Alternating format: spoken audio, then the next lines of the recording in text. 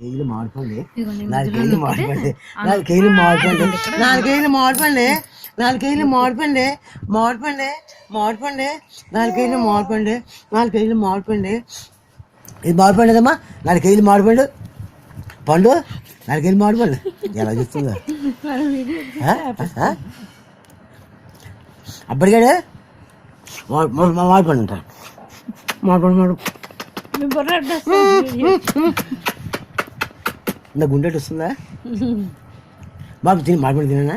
తినేస్తాను మామిడిపండు మామిడిపండు తినేస్తాను